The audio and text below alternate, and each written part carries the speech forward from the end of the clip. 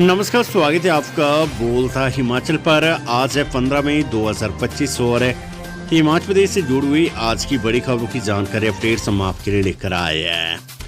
हमेशा की तरह आप इस वीडियो को लाइक कर दीजिएगा। चैनल पर नहीं जुड़े, चैनल को आप सब्सक्राइब जरूर करें। पेश है आज की सबसे बड़ी खबरें। हिमाचल सरकार का बड़ा फैसला, कॉन्ट्रैक्ट की जगह ट्रेनी अफसर व कर्मचारी होंगे भर्ती, अधिसूचना जारी। हिमाचल प्रदेश में अब कॉन्ट्रैक्ट की जगह ट्रेनी अफसर और ट्रेनी कर्मचारी भर्ती होंगे। भर्ती प्रक्रिया की नई व्यवस्था 20 फरवरी 2025 से लागू होगी, जिसमें समकक्ष पदों पर कार्यरत स्टाफ एवं कर्मचारियों के वेतन का 60% वेतन मिलेगा। सरकार ने इसके लिए हिमाचल प्रदेश कर्मचारी भर्ती एवं सेवा शर्त कानून 2024 को लागू करने संबंधी अधिसूचना जारी कर दी है। इसके अनुसार 20 फरवरी के बाद अधिसूचित पदों पर होने वाली भर्तियों में चयनित उम्मीदवारों को नए कानून के तहत ही सरकार से समझौता करना होगा। नियमतिकरण के संदर्भ में राज्य सरकार ही निर्णय लेगी। नए नियमों के तहत भर्ती होने वाले स्टाफ को हर माह एक अवकाश मिलेगा। इसी तरह 10 मेडिकल लीव और 5 स्पेशल लीव भी मिलेगी। 2 से कम बच्चों वाली महिला कर्मियों को 180 दिन का मातृत्व अवकाश मिलेगा। 2 से अधिक बच्चों वाली महिला कर्मियों को 45 दिन का ही मातृत्व अवकाश मिलेगा। नए भर्ती स्टाफ को बिना सूचित किए ड्यूटी से अनुपस्थित रहने पर उन्हें बर्खास्त किया जा सकता है। इसी तरह काम के संतोषजनक नहीं पाए जाने की स्थिति में भी उन्हें बर्खास्त किया जा सकता है। बर्खास्तगी के आदेशों को कर्मचारी को 45 दिनों के भीतर टर्मिनेशन आदेश देने वाले अधिकारी से ऊंचे ओहदे के अफसर के पास चुनौती देने का अधिकार होगा। इन कर्मचारियों को विभागीय यात्रा के दौरान टी और डीए का लाभ भी मिलेगा। यानी विधानसभा से नए विधेयक पर अनुसरण होने के बाद अब भविष्य में कॉन्ट्रैक्ट के आधार पर कोई भर्ती नहीं होगी। हिमाचल की सुरक्षा और चिट्टा तस्करी रोकने को पुलिस ने छेड़ा अभियान, अंतर्राज्यीय सीमाओं पर स्थापित की नाका पोस्ट है। हिमाचल प्रदेश पुलिस विभाग ने राज्य की सीमा सुरक्षा, नशे के कारोबार पर लगाम लगाने तथा कानून व्यवस्था बनाए रखने के उद्देश्य से इंटर स्टेट बॉर्डर पर नाका पोस्ट स्थापित की है। इनके माध्यम से इंटर स्टेट बॉर्डर पर नाका चेकिंग अभियान चलाया जा रहा है और प्रदेश में प्रवेश करने के साथ ही बाहर जाने वाले वाहनों की चेकिंग की जा रही है। इसी तरह संदिग्ध गतिविधियों पर विशेष नजर रखी जा रही है ताकि राज्य में किसी भी प्रकार का अवैध प्रवेश रोका जा सके। बता दें कि ताजा परिस्थितियों को देखते हुए राज्य की सीमा सुरक्षा पर विशेष ध्यान दिया जा रहा है। इसके तहत पुलिस मुख्यालय से सभी जिला पुलिस अधीक्षकों को उचित दिशा निर्देश जारी किए गए हैं। नाका पोस्ट से जहां राज्य की सीमा सुरक्षा को सुदृढ़ किया गया, वहीं नशा तस्करों पर भी वार किया जा रहा है। शिक्षा विभाग में अंशकालिक जलवाहक होंगे नियमित, सरकार ने जारी की अधिसूचना। हिमाचल प्रदेश सरकार ने शिक्षा विभाग में अंशकालिक जलवाहकों के नियमितीकरण को मंजूरी दे दी है। 31 मार्च 2025 तक दैनिक वेतनभोगी के रूप में सेवा की अवधि सहित 11 वर्षों की संयुक्त सेवा प्रदान करने को नियमित करने की बुधवार को अधिसूचना जारी हो गई है। शिक्षा सचिव की ओर से जारी अधिसूचना में कहा गया कि शिक्षा विभाग में पीटीडब्ल्यूसी को स्थायी श्रेणी 4 के पदों पर नियुक्त करने का मार्ग प्रशस्त हो गया है। इस अधिसूचना से अंशकालिक कर्मचारियों को लाभ मिलेगा। शिमला से वन्यजीव विभाग का बड़ा दफ्तर धर्मशाला स्थानांतरित, अधिसूचना जारी। हिमाचल प्रदेश सरकार ने वन्यजीव विभाग के 2 महत्वपूर्ण कार्यालयों का तत्काल प्रभाव से स्थानांतरण कर दिया है।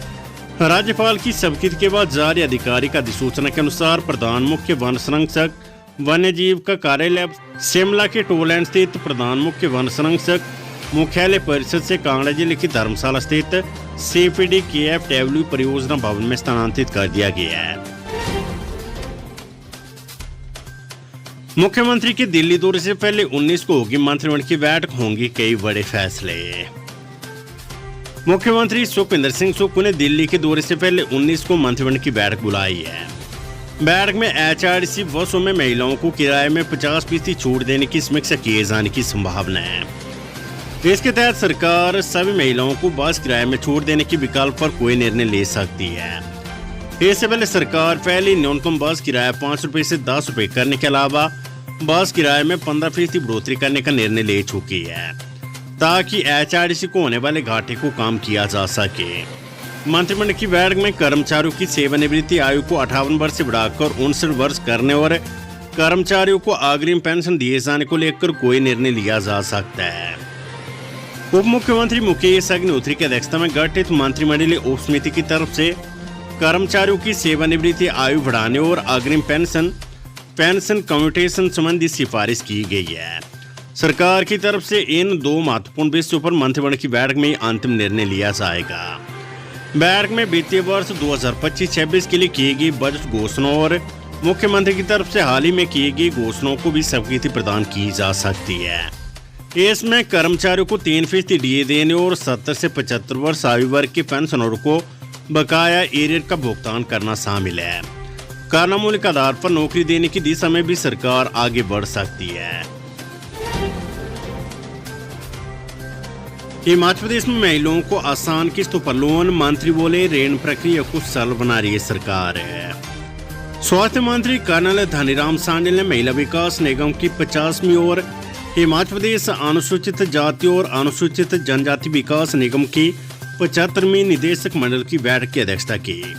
इस बैठक का आयोजन महिलाओं, अनुसूचित जातियों और अनुसूचित जनजाति के आर्थिक विकास और कल्याण को बढ़ावा देने के लिए चलाई जा रही योजनाओं की समीक्षा करने के लिए किया गया। स्वास्थ्य मंत्री ने ऋण प्रक्रिया को सरल बनाने, ऋण मंजूरी का समय कम करने और लाभार्थियों के लिए ऋण सुविधा को और अधिक सुलभ बनाने पर बल दिया। अधिकारियों को निर्धारित लक्ष्यों को पूरा करने के लिए ऋण प्रक्रिया को सरल बनाने पर ध्यान केंद्रित करने की आवश्यकता है। शिक्षा मंत्री रोहित ठाकुर की मौजूदगी में निकलेगा जमा 2 का रिजल्ट। हिमाचल प्रदेश स्कूल शिक्षा बोर्ड द्वारा आयोजित जमा 2 की वार्षिक परीक्षाओं का परिणाम पहली बार शिक्षा मंत्री रोहित ठाकुर की मौजूदगी में निकाला जा रहा है। शिक्षा मंत्री रोहित ठाकुर अपने 2 दिवसीय कांगड़ा प्रवास पर आ रहे हैं। वे धर्मशाला और पालमपुर जाने वाले हैं। इसी बीच प्रदेश स्कूल शिक्षा बोर्ड द्वारा 10वीं और जमा 2 का परीक्षा परिणाम तैयार हो रहा है। बोर्ड ने 15 मई तक परीक्षा परिणाम निकालने का लक्ष्य रखा है। ऐसे में यदि परिणाम तैयार हो जाते तो पहली बार शिक्षा मंत्री रोहित ठाकुर की मौजूदगी में प्रदेश के लाखों छात्रों का परिणाम घोषित किया जाएगा। तुर्की पर सर्जिकल स्ट्राइक, पाकिस्तान की साथी का आर्थिक बहिष्कार, निशाने पर अजरबैजान। भारत पाकिस्तान के बीच सीज फायर हो गया, लेकिन इस संघर्ष के दौरान चीन और तुर्की के अलावा एक और देश अजरबैजान का चेहरा बेनकाब हो गया है, जिसने भाईजान बनकर पाकिस्तान का समर्थन किया था। बड़ी बात यह कि इन देशों की अर्थव्यवस्था में भारत का बड़ा योगदान है। यानी ये देश कमाई भारत से करते, लेकिन उसका इस्तेमाल भारत के खिलाफ कर रहे हैं। अब भारत ने दुश्मन देश के इन साथियों के खिलाफ मोर्चा खोल दिया और चीनी सामान की तरह तुर्की के सामान का बहिष्कार भी शुरू हो गया है। पाकिस्तान का खुलेआम समर्थन करने के बाद देश भर में बॉयकॉट तुर्की अभियान ने जोर पकड़ लिया है। महाराष्ट्र के पुणे से लेकर राजस्थान के उदयपुर तक व्यापारियों ने तुर्की से आयातित वस्तुओं का बहिष्कार कर तुर्की को आर्थिक मोर्चे पर जवाब देने का ऐलान कर दिया है। भारतीय व्यापारियों ने तुर्की से सेब के आयात से इनकार कर दिया है। व्यापारियों का कहना है कि तुर्की पाकिस्तान को ड्रोन भेजता है। इन्हीं ड्रोन से पाकिस्तान ने भारत पर हमला किया। मेडिकल कॉलेजों में भरे जाएंगे खाली पद, सीएम के निर्देश, मरीजों को बाहरी राज्यों के चक्रों से मिलेगी मुक्ति। हिमाचल प्रदेश सरकार राज्य की सभी 6 चिकित्सा महाविद्यालयों में स्वास्थ्य सेवाओं को सुदृढ़ बनाने के लिए नए कदम उठा रही है, ताकि रोगियों को बेहतर उपचार सुनिश्चित किया जा सके।